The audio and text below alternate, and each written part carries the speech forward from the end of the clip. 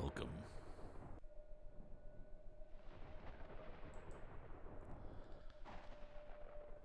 Welcome to a special edition of Storytime with Kurt. Today we're going to be reading some Edgar Allan Poe.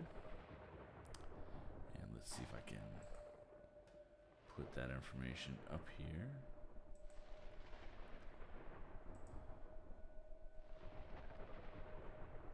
Let's see here. And of course I'll put it up there. So we're going to be starting with The Telltale Heart by Edgar Allan Poe. For those of you not familiar with Storytime with Kurt, just sit back, relax, and I hope you don't fall asleep for this, because some of these stories might be a little creepy. So, hey Dennis, how are you doing? And okay, I am recording, so that's good. And let's get started. The Telltale... Wow, I can't even say that. A great start. The Telltale Heart by Edgar Allan Poe. True. Nervous. Very, very dreadfully nervous I had been and am. But why will you say that I am mad? The disease has sharpened my senses, not destroyed, not dulled them. Above all was the sense of hearing acute. I heard all things in the heaven and in the earth. I heard many things in hell. How, then, am I mad? Hearken, and observe how healthily, how calmly, I can tell you the whole story. It is impossible to say how first the idea entered my brain, but once conceived it, it haunted me day and night. Object there was none, passion there was none. I loved the old man. He had never wronged me, he had never given me insult. For his gold I had no desire. I think it was his eye. Yes, it was this. He had the eye of a vulture, a pale blue eye with a film over it. Whenever it fell upon me, my blood ran cold. And so by degrees, very gradually, I made up my mind to take the life of the old man, and thus rid myself of the eye forever. Now, this is the point. You fancy me mad. Madmen know nothing. But you should have seen me. You should have seen how wisely I proceeded, with what caution, with what foresight, with what dissimulation I went to work. I was never kinder to the old man than during the whole week before I killed him. And every night, about midnight, I turned the latch of his door and opened it, oh, so gently. And then, when I had made an opening sufficient for my head, I put in a dark lantern, all closed so that no light shone out, and then I thrust in my head. Oh, you would have laughed to see how cunningly I thrust it in. I moved it slowly. Very, very slowly, so that I might not disturb the old man's sleep. It took me an hour to place my whole head within the opening, so far that I could see him lay as he laid upon his bed. A madman would have been so wise as this? I think not. And then when my head was well in the room, I undid the lantern cautiously. Oh, so cautiously. Cautiously, for the hinges creaked, and I undid it just so much that a single thin ray fell upon the vulture eye. And this I did for 7 long nights, every night just at midnight. But I found the eye always closed, and so it was impossible to do the work, for it was not the old man who vexed me, but his evil eye. And every morning when the day broke, I went boldly into the chamber and spoke courageously to him, calling him by name in a hearty tone and inquiring how he passed the night. So you see, he would have been a very profound old man indeed to suspect that every night, just at 12, I looked in upon him while he slept. Upon the 8th night, I was more than usually cautious in opening the door. A watch's minute hand moves more quickly than did mine. Never before that night had I felt the extent of my own powers, of my sagacity. I could scarcely contain my feelings of triumph. To think that there I was, opening the door, little by little, and he not even to dream of my secret deeds or thoughts. I fairly chuckled at the idea, and perhaps he heard me, for he moved on the bed suddenly, as if startled. Now, you may think that I drew back, but no. His room was as black as pitch, with a thick darkness, for the shutters were close fastened through fear of robbers. And so I knew that he could not see the opening of the door, and I kept pushing it on steadily, steadily. I had my head in and was about to open the lantern when my thumb slipped upon the tin fastening, and the old man sprang up in bed, crying out, "Who's there?" I kept quite still and said nothing. For a whole hour I did not move a muscle, and in the meantime I did not hear him lie down. He was still sitting up in the bed listening, just as I have done, night after night, hearkening to the death watches in the wall. Presently I heard a slight groan, and I knew it was the groan of mortal terror. It was not a groan of pain or of grief. Oh no, it was the low, stifled sound that arises from the bottom of the soul when overcharged with awe. I knew the sound well. Many a night, just at midnight, when all the world slept, it has welled up from my own bosom, deepening with its dreadful echo the terrors that distracted me. I say I knew it well. I knew what the old man felt, and pitied him, although I chuckled at heart. I knew that he had been lying awake ever since the first slight noise, when he had turned in his bed. His fears had been ever since growing upon him. He had been trying to fancy them causeless, but could not. He had been saying to himself, "It is nothing but the wind in the chimney. It is only a mouse crossing the floor." Or, "It is merely a cricket which has made a single chirp." Yes, he had been trying to find comfort with these suppositions, but he had found all in vain.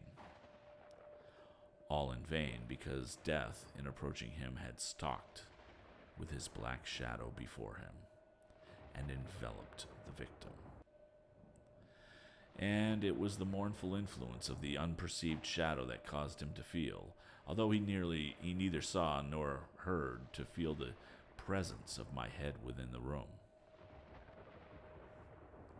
When I had waited a long time, very patiently, without hearing him lie down, I resolved to open a very, very little crevice in the lantern. So I opened it. You cannot imagine how stealthily, until at length a simple, dim ray, like the thread of the spider, shot from out the crevice and fell full upon the vulture eye. It was open, wide open, and I grew furious as I gazed upon it. I saw it with perfect distinctness, all a dull blue, with a hideous veil over it that chilled the very marrow in my bones. But I could see nothing else of the old man's face or person, for I had directed the ray as if by instinct precisely upon the damned spot. And have I not told you what you mistake for madness is but over acuteness of the sense? Now, I say, there came to my ears a low, dull, quick sound, such as a watch makes when enveloped in cotton. I knew that sound well, too. It was the beating of the old man's heart. It increased my fury as the beating of a drum stimulates the soldier into courage. But even yet, I refrained and kept still.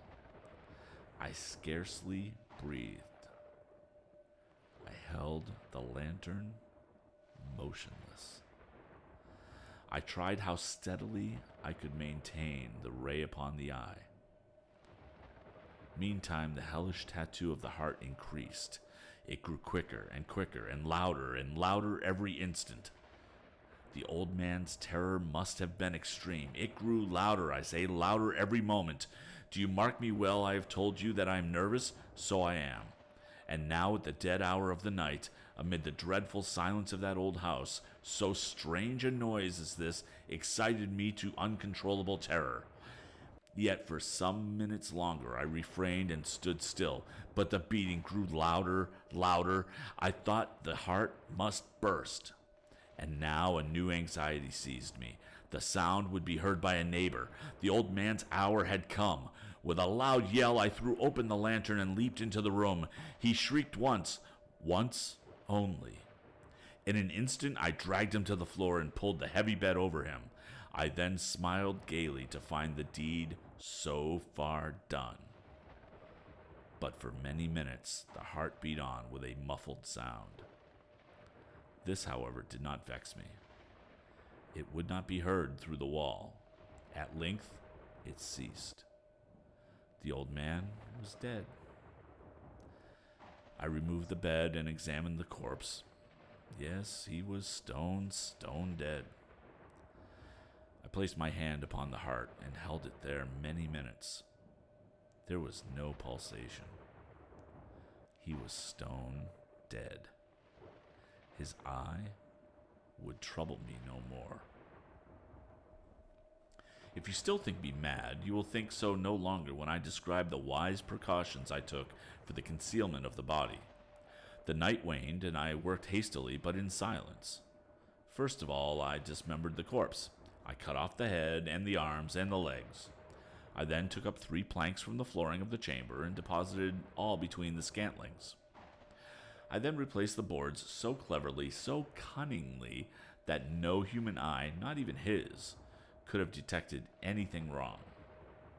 There was nothing to wash out, no stain of any kind, no blood spot whatsoever. I had been too wary for that. A tub had caught all.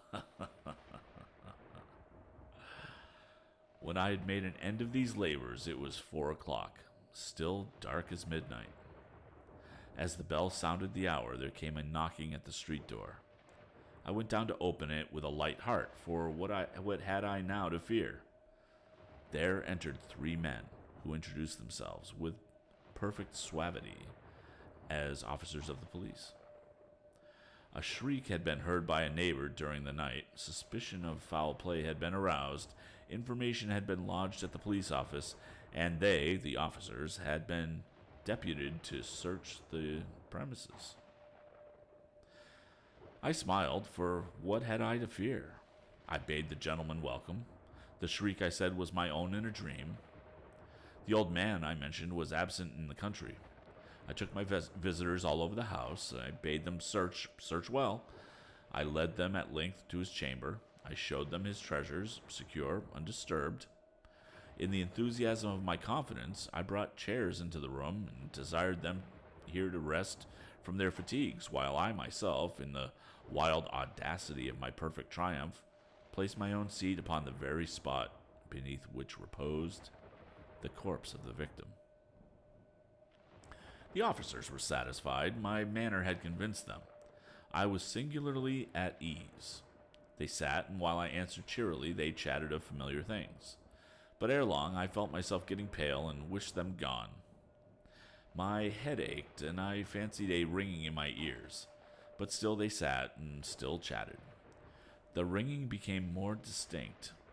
It continued and became more distinct. I talked more freely to get rid of the feeling, but it continued and gained definiteness, until at length I found that the noise was not within my ears. No doubt I now grew very pale, but I talked more fluently and with a heightened voice. Yet the sound increased, and what could I do? It was a low, dull, quick much such a sound as a watch makes when enveloped in cotton.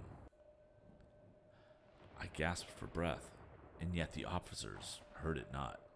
I talked more quickly, more vehemently, but the noise steadily increased.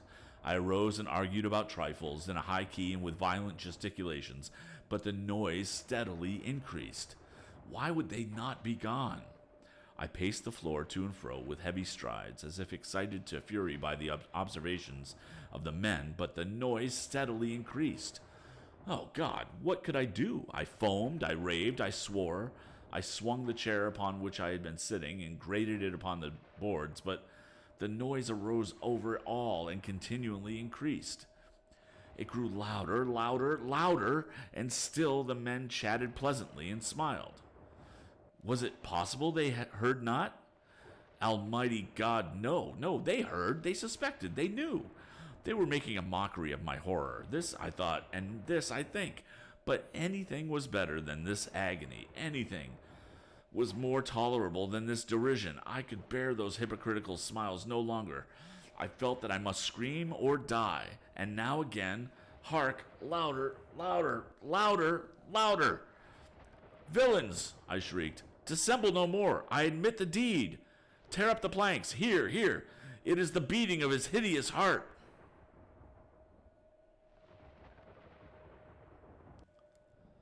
End of the Telltale Heart. God, I can't even say it. I'm glad I'm doing that one first. And we'll go back over to the chat room.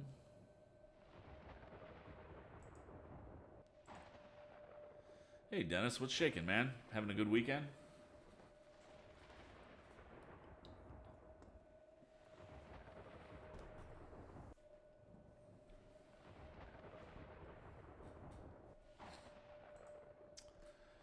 Alright, so we did that. Let's see.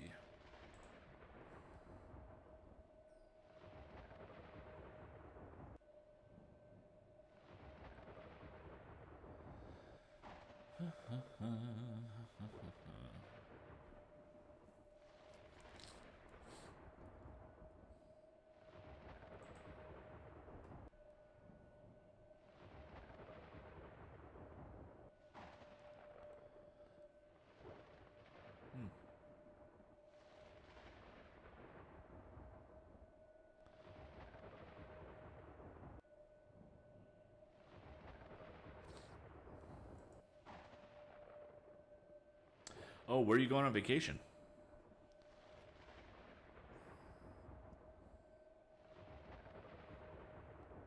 Hop Frog, huh? I don't have that in this particular book. This is just the Collected Works Volume 2. Let's see.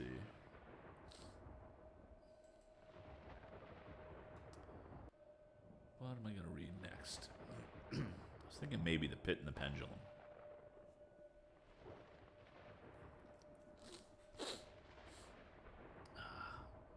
Oh, there's also The Fall of the House of Usher in here.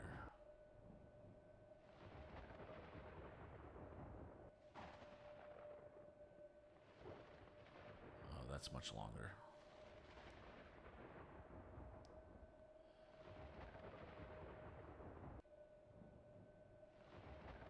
Ooh, that's a short one. Let's do that. Yep, cool.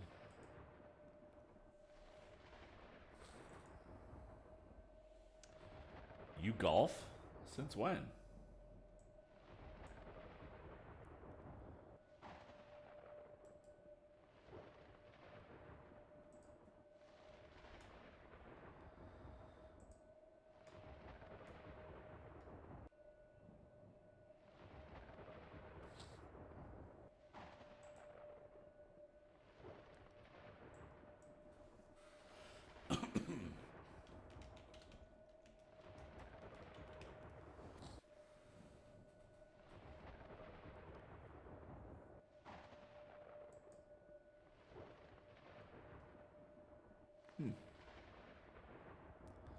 I mean, I like golfing, but I'm terrible at it.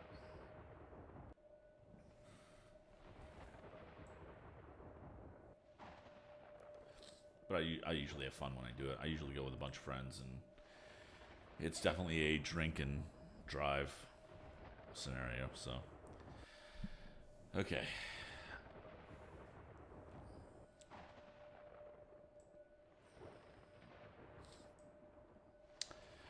Okay.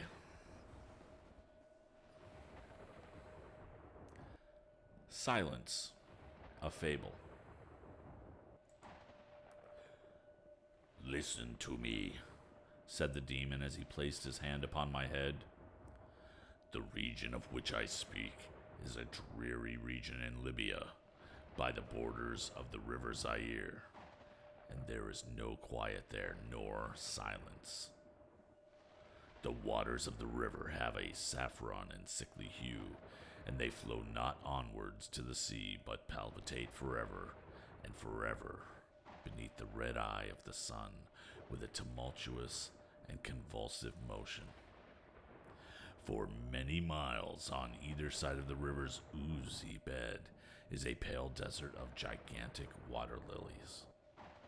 They sigh one unto the other in that solitude and stretch toward the heaven in their long and ghastly necks and nod to and fro their everlasting heads. And there is an indistinct murmur which cometh out from among them like the rushing of subterranean water, and they sigh one unto the other. But there is a boundary to their realm, the boundary of the dark, horrible, lofty forest. There, like the waves about the Hebrides, the low underwood is agitated continually. But there is no wind throughout the heaven, and the tall primeval trees rock eternally hither and thither, with a crashing and mighty sound. And from their high summits, one by one, drop everlasting dews. And at the roots, strange, poisonous flowers lie writhing in perturbed slumber. And overhead, with a rustling and loud noise, the gray clouds rush westwardly forever until they roll a cataract over the fiery wall of the horizon. But there is no wind throughout the heaven, and by the shores of the river Zaire there is neither quiet nor silence. It was night, and the rain fell, and falling it was rain, but having fallen, it was blood. And I stood in the morass among the tall, and the rain fell upon my head, and the lilies sighed one unto the other in the solemnity of their desolation.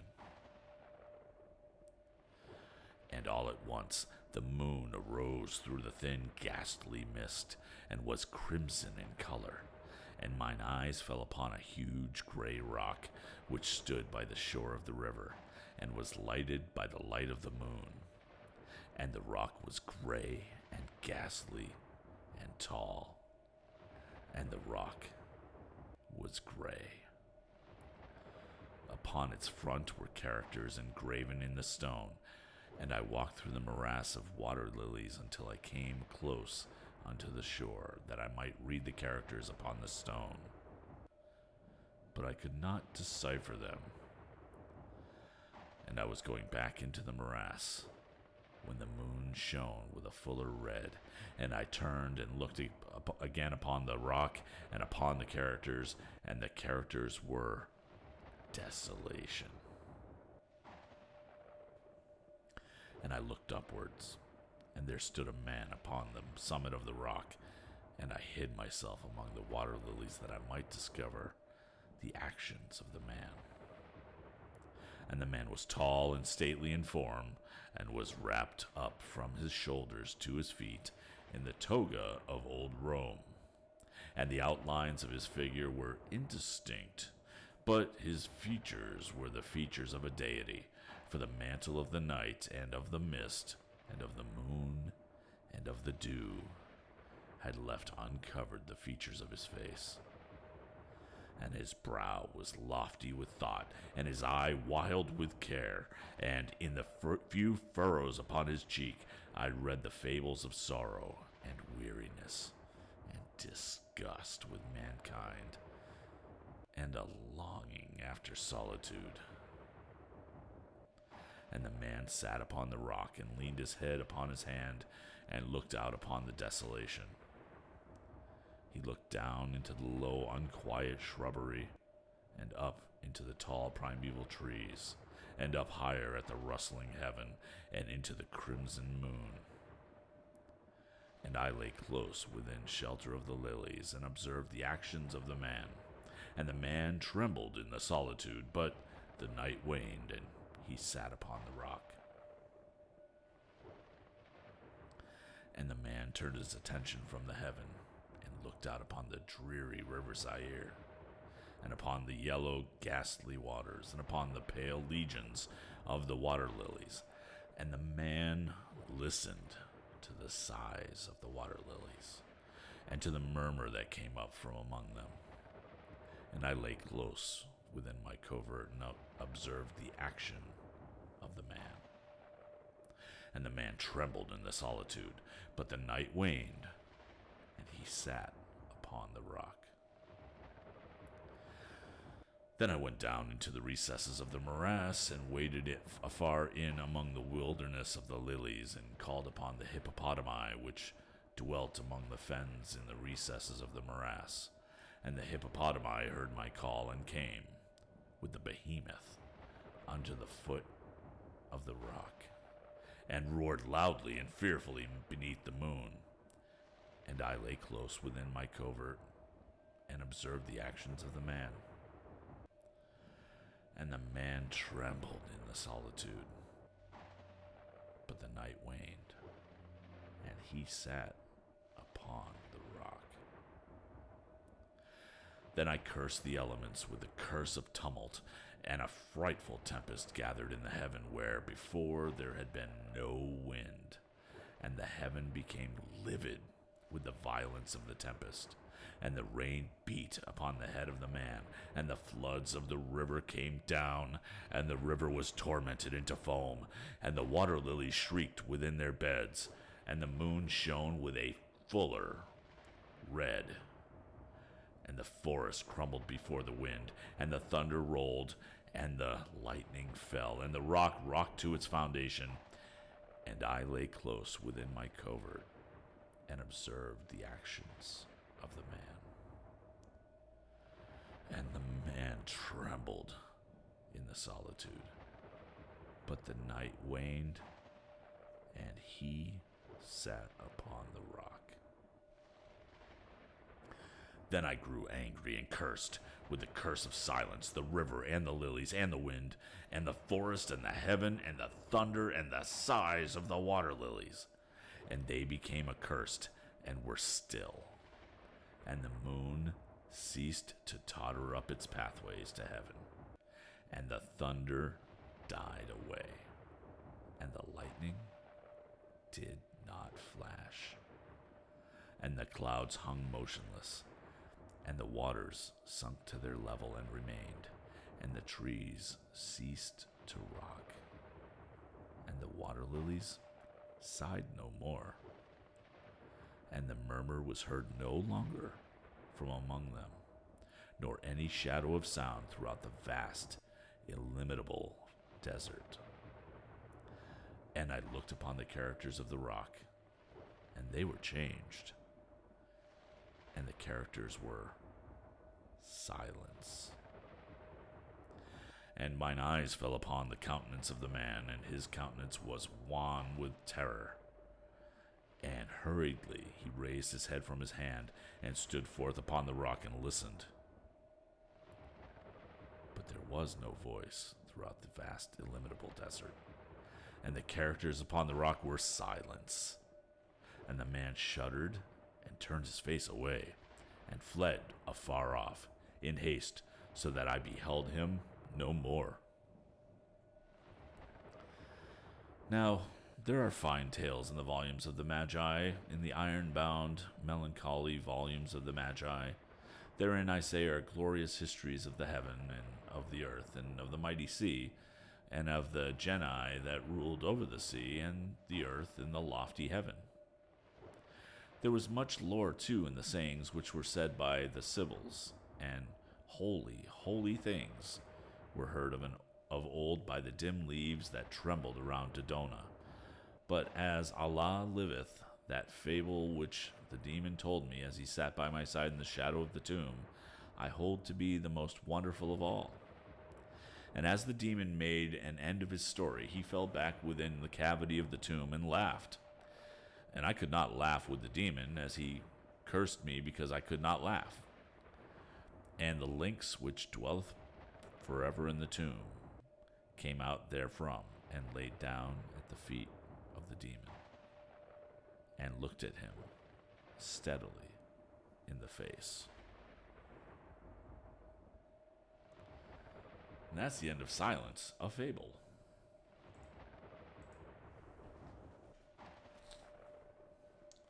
So that's cool. And how long are you going to be gone for, Dennis?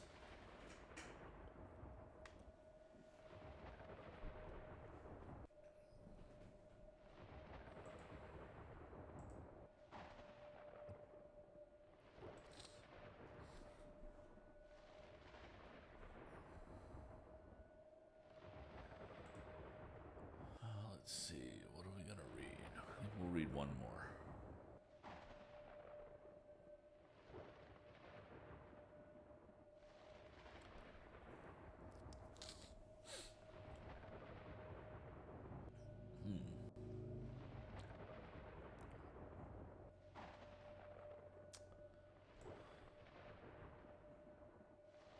Wow. Are you going with some friends, or are you just going by yourself?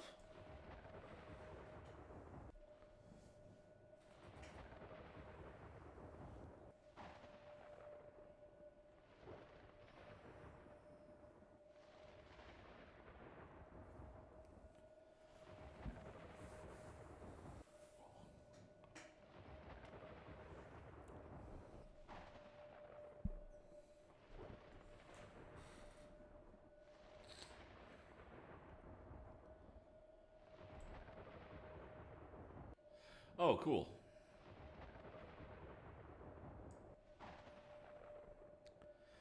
All right, let's see. I think we're going to do...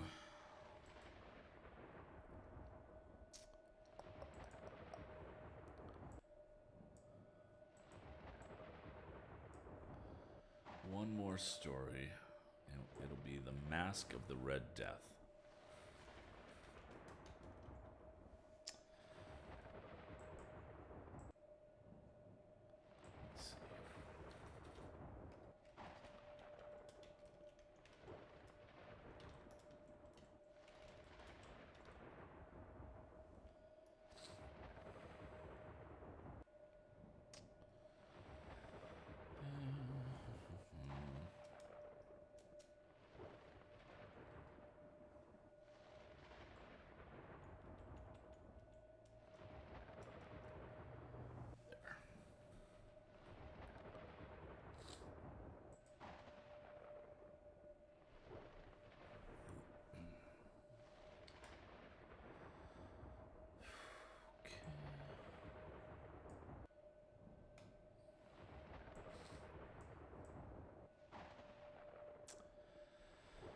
All right.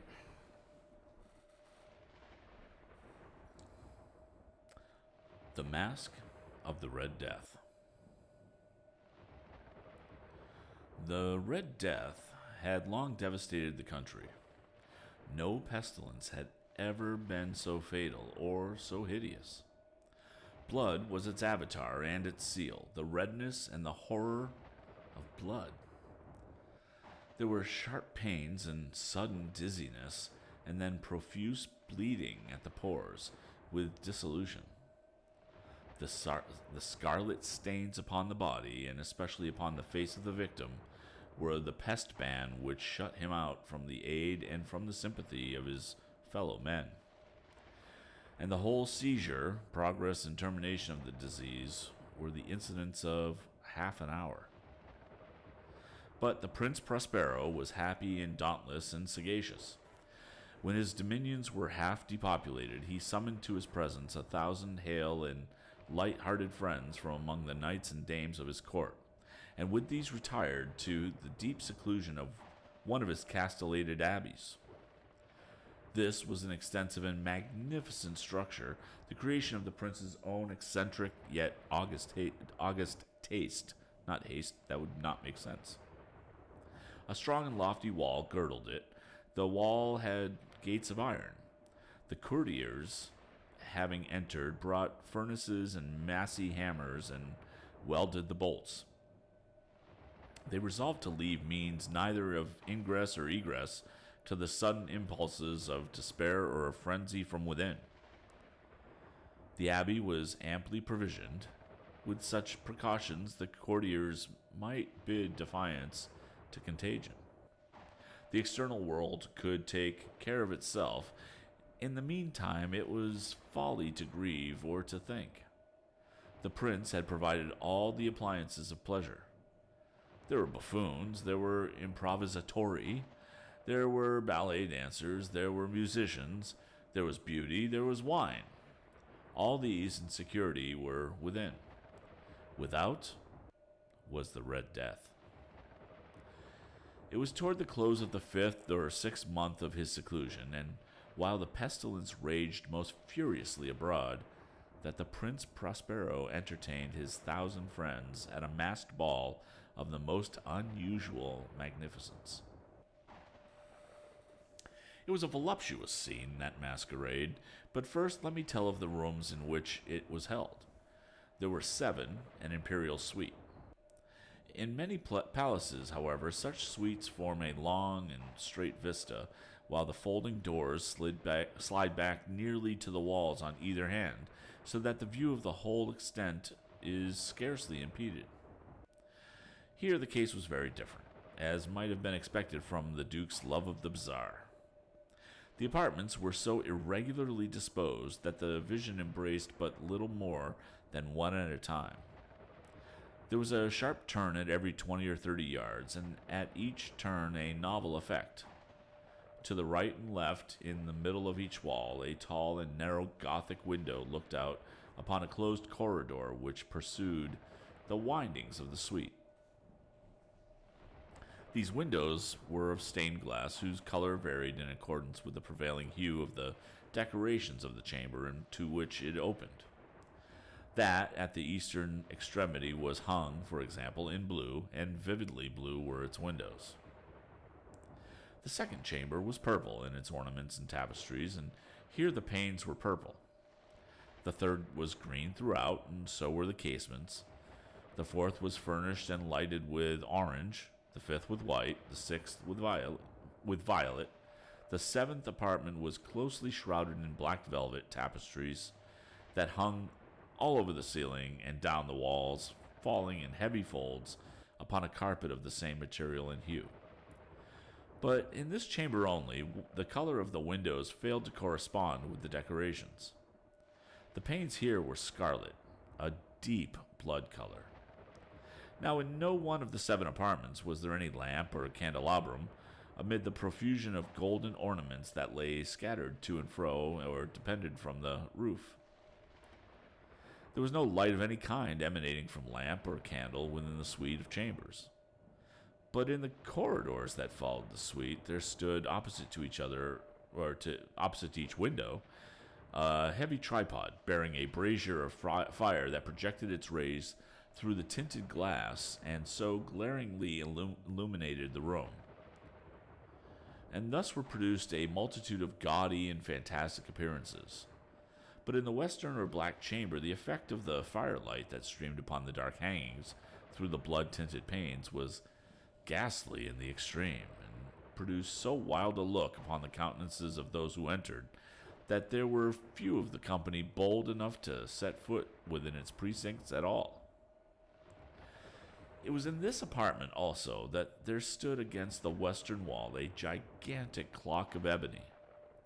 Its pendulum swung to and fro with a dull, heavy, monotonous clang, and when the minute hand made the circuit of the face, and the hour was to be stricken, there came a there came from the brazen lungs of the clock a sound which was clear and loud and deep and exceedingly musical, but of so peculiar a note and emphasis that at each lapse of an hour the musicians of the orchestra were constrained to pause momentarily in their performance to hearken to the sound, and thus the waltzers perforce ceased their evolutions, and there was a brief disconcert of the whole gay company.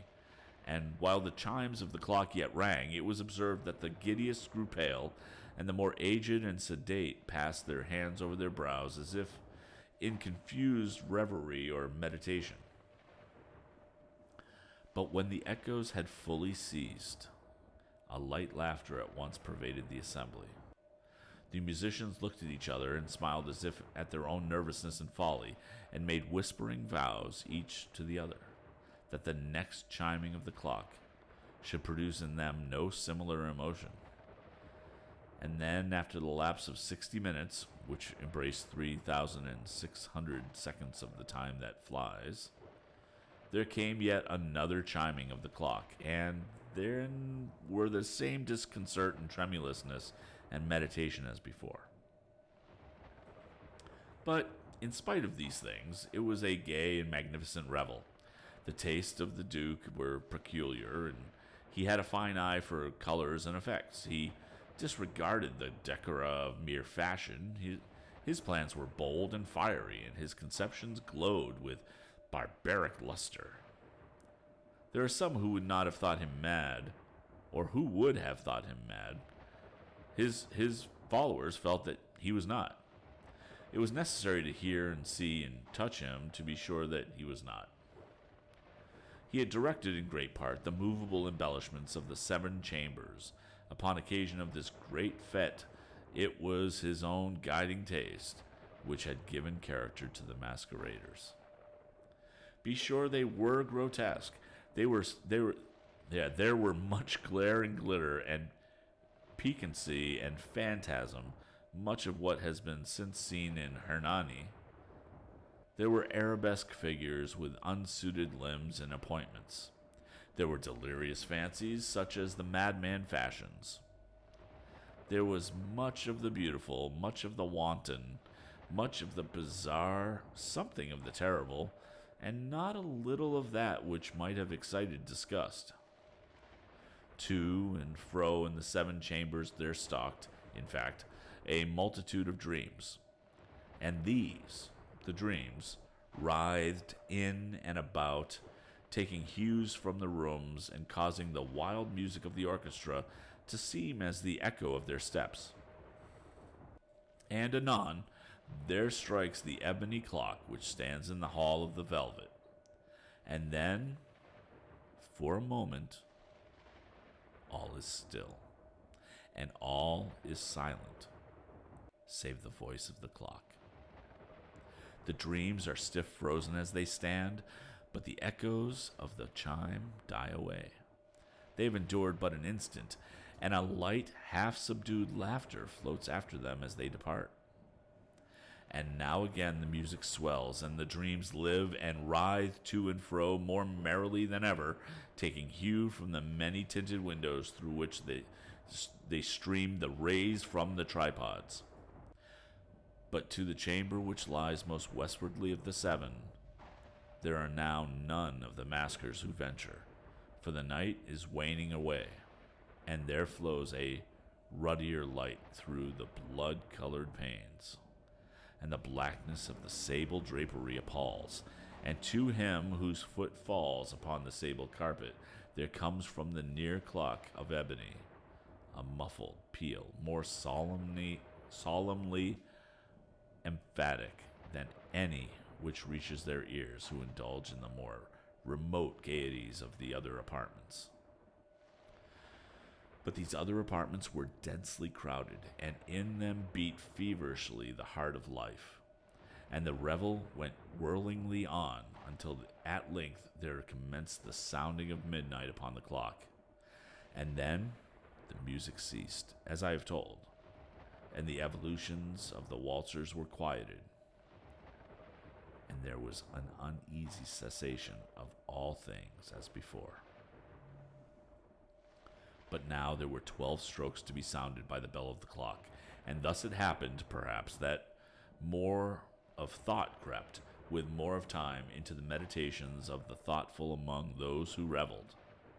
And thus, too, it happened, perhaps, that before the last echoes of the last chime had utterly sunk into silence, there were many individuals in the crowd who had found leisure to become aware of the presence of a masked figure which had arrested the attention of no single individual before.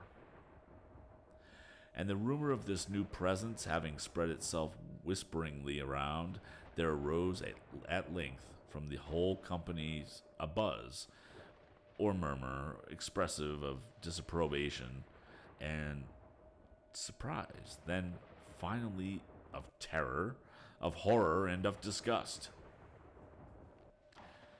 In an assembly of phantasms such as I have painted, it may well be supposed that no ordinary appearance could have excited such sensation. In truth, the masquerade license of the night was nearly unlimited, but the figure in question had out-Heroded Herod, and gone beyond the bounds of even the prince's indefinite decorum. There are chords in the hearts of the most reckless which cannot be touched without emotion. Even with the utterly lost, to whom life and death are equal jests, there are matters of which no jest can be made. The whole company, indeed, seemed now deeply to feel that in the costume and bearings of the stranger neither wit nor propriety existed. The figure was tall and gaunt, and shrouded from head to foot in the habiliments of the grave. The mask which concealed the visage was made so nearly to resemble the countenance of a stiffened corpse that the closest scrutiny must have had difficulty in detecting the cheat.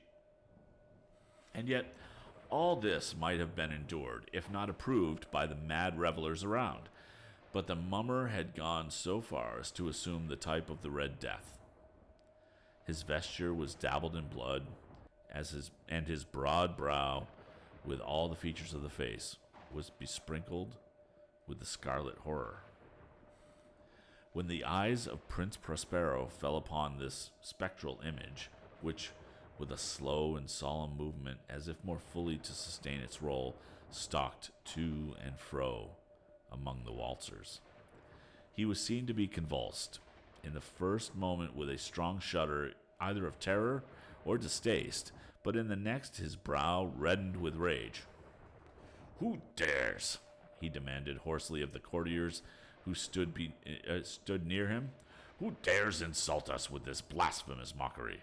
Seize him and unmask him, that we may know whom we have to hang at sunrise from the battlements." It was in the eastern or blue chamber in which stood the Prince Prospero as he uttered these words.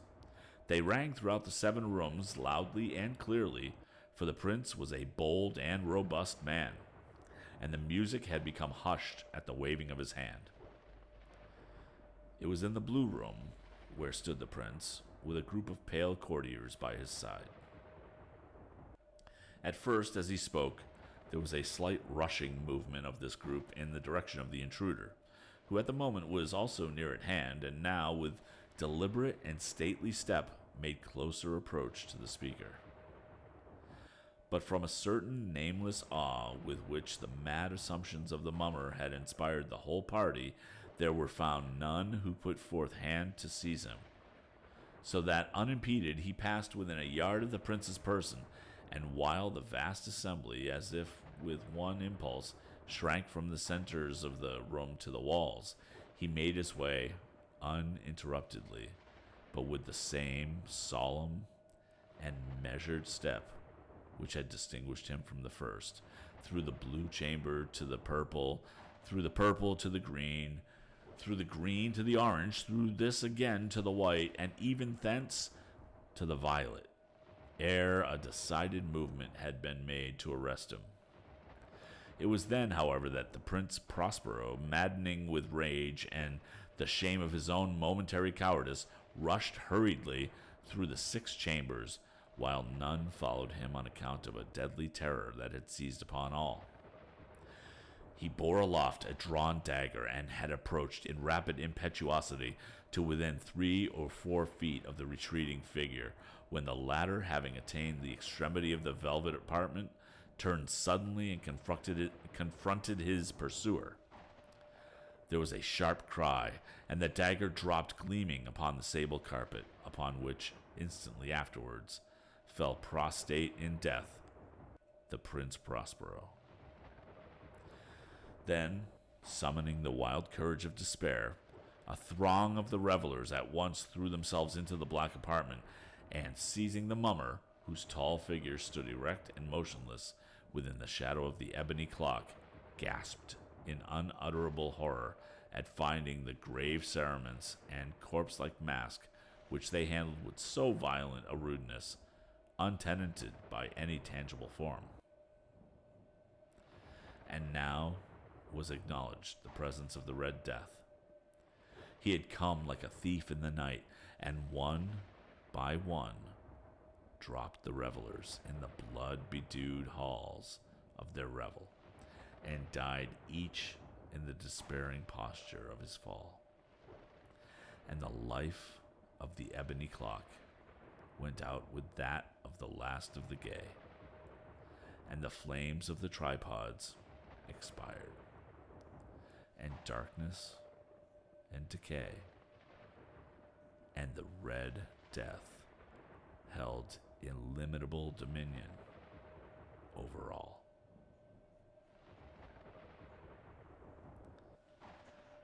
And that is the end of The Mask of the Red Death. Okay, I think I'm going to call it for right now. That was 3 stories by Edgar Allan Poe. I'm going to try to fill up completely, not all 31 days, but I'm going to try to fill up all the podcasts of October with short horror stories like these, dark stories like these. Thanks for joining me today, Dennis in particular. I'll stop recording now. And we will see you guys around. Have a nice Sunday. We'll see you later. Bye.